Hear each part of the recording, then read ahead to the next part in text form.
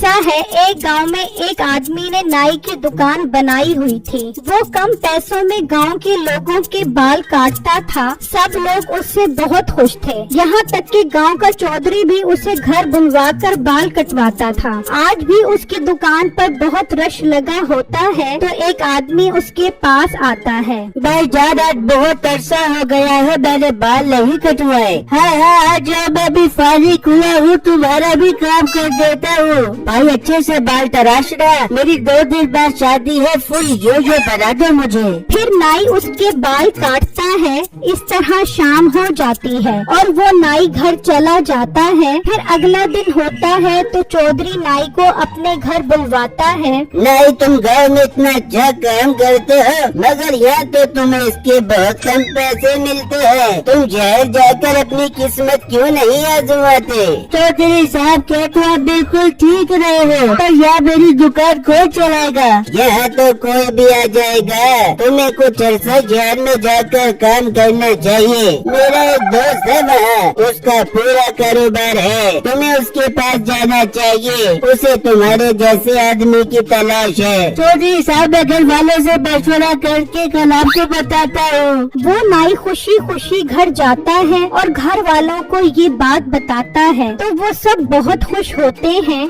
बेटा, चौधरी साहब बिल्कुल ठीक कह रहे हैं, तुम्हें शहर जरूर जाना चाहिए। फिर अगला दिन होता है तो नाई दुकान पर परेशान बैठा होता है तो बिट्टू वहाँ आता है। भाई साहब, आज मैंने बाल कटवाने हैं, क्या आप फारिग हैं? हाँ बिट्टू, फारिग तो हूँ, पर कुछ सोच रहा था मैं। भाई क्या हुआ, आप क्यों परेशान हो और क्या सोच रहे हो? फिर नाई उसे चौधरी वाली सारी बात बताता है। भाई इसमें सोचने वाली क्या बात है, आपको तो खुश होना चाहिए। लेकिन बिट्टू तुम ही सोचो, अगर मैं शहर चला गया तो मेरी दुकान खाली पड़ जाएगी। मेरी दुकान का क्या होगा? आप फिक्र न करो, आपकी दुकान में और मेरा छोटा भाई संभाल लेंगे, बस आप मुझे काम सिखा दो। बिट्टू, ये बात कहकर तो तुमने मेरी सारी परेशानी खत्म कर दी। मैं इस बारे में सोचता हूँ और घर माँ बाप से मशवरा कर लेता हूँ। फिर कुछ दिनों में ही नाई बिट्टू को सब काम सिखाकर खुद शहर की तरफ चला जाता है। कुछ लोग बिट्टू के पास आकर उसको मुबारकबाद देते हैं और देखते ही देखते बिट्टू को सारे गांव वाले पसंद करने लगते हैं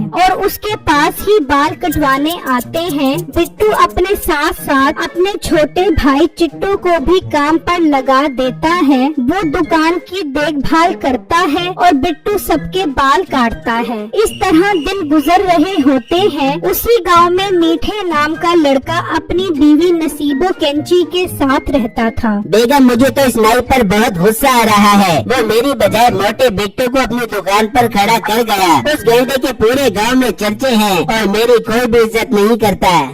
मेरी जान की टट्टी, तू परेशान क्यों होते? तू उसकी दुकान के सामने अपनी दुकान खोल ले और कम पैसों में बाल काट भी दिया। बेगम, बात तो तू ठीक बोल रही है, मुझे ऐसा ही करना पड़ेगा। फिर अगला दिन होता है तो मीठा बिट्टू की दुकान के सामने अपनी दुकान खोल लेता है। गाँव वालों, एक जरूरी ऐलान सुनो, जो भी मुझसे बाल कटवाएगा अगले महीने में फ्री में उसके बाल काटूंगा। ये ऑफर महदूद मुद्दत के लिए है, जल्दी जल्दी आओ, ऑफर से फायदा उठा जाओ। बिट्टू मीठे की इस हरकत पर हैरान खड़ा होता है तो 2 ग्राहक मीठे के पास चले जाते हैं। मीठे भाई, अगर तुम सच बोल रहे हो तो मेरे बाल काट दो।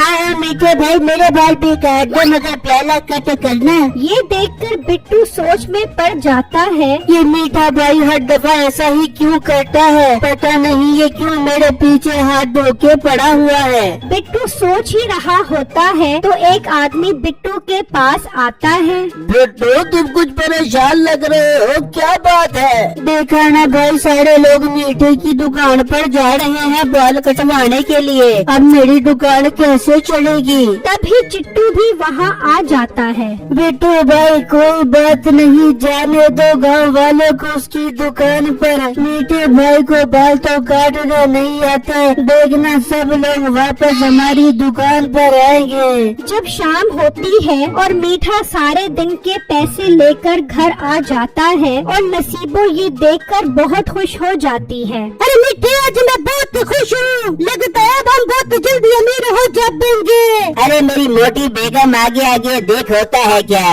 मीठे आज मैंने तेरी पसंद का आलू गोश्त बनाया है, चलो हम जल्दी से खाना खाते हैं। हाँ सब पता है मुझे, मेरे लिए बनाया है या पैसों की लालच में बनाया है। मैं तुझे पैसे नहीं दूंगा वरना तू फजूल खर्चियों में उड़ा देगी। उड़ाने दे मीठे, मुझे पैसे उड़ाने दे, तू और पैसे कमा ले दियो। ठीक है उड़ा ले, पर बेगम एक मसला है। क्या मसला है मीठे, मुझे बता, मेरे पास हर मसले का हल होता है। बेगम अभी भी कुछ लोग बिट्टू की दुकान पर जा रहे हैं, मैं चाहता हूँ कि एक भी आदमी उसकी दुकान पर ना जाए। बस इतनी सी बात पे परेशान हो रहे मीठे, तू एक काम कर, मोटी बिट्टू की दुकान पे जितने भी शैम्पू और क्रीम है उन पर खुजली पाउडर डाल दे, वो जिसे को भी लगा देगा वो तुम्हें दबा के भाग जाएगा।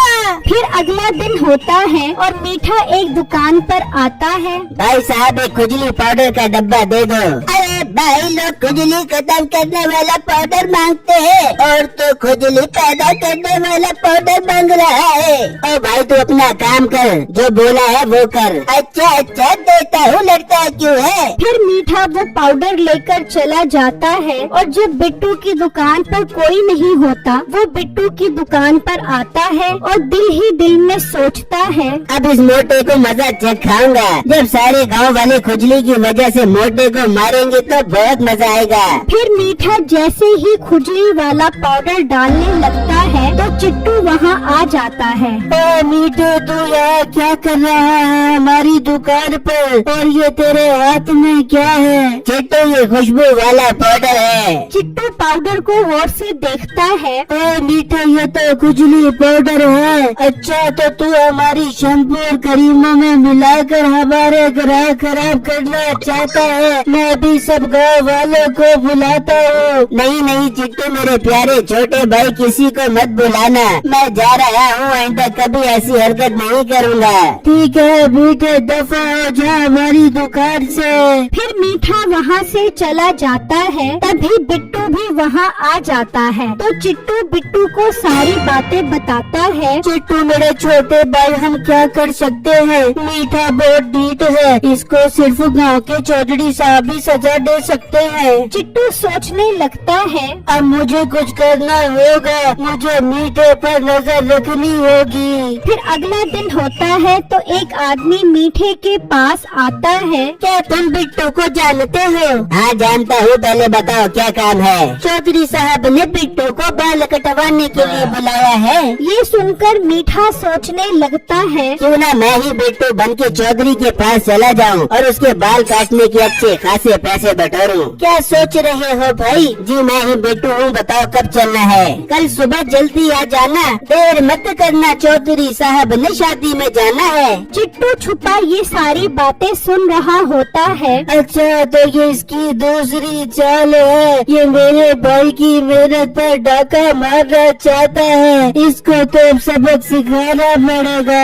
जब सुबह होती है तो मीठा चौधरी के घर की तरफ निकल पड़ता है तो चिट्टू भी चुपके से अपने पालतू कुत्ते को लेकर उसके पीछे जाता है और चौधरी के घर पहुंच जाता है। फिर मीठा जैसे ही चौधरी के बाल काटने लगता है तो चिट्टू अपना कुत्ता छोड़ देता है। तो मीठा डर कर चौधरी के गलत बाल काट देता है। चौधरी शीशे में देखता है तो उसके बाल खराब कटे होते हैं। ओ मनोज इंसान, ये तूने क्या किया मेरे बालों के साथ। चौधरी साहब ये बिट्टू के कुत्ते की वजह से हुआ है। बिट्टू के कुत्ते की वजह से। तो तू कौन है। चौधरी मैं ही मीठा हूँ। तभी चिट्टू आ जाता है और चौधरी साहब को सारी बातें बताता है, जिसे सुनकर चौधरी को बहुत गुस्सा आता है। मुंशी एक काम करो, इसे पकड़ कर इसकी टिंड कर दो। फिर वो उसकी टिंड कर देते हैं। जब मीठा टिंड के साथ घर जा रहा होता है तो लोग उसे देखकर हंसते हैं। मीठे को अच्छी सजा मिल जाती है और सब गांव वाले बिट्टू की दुकान पर वापस आ जाते हैं।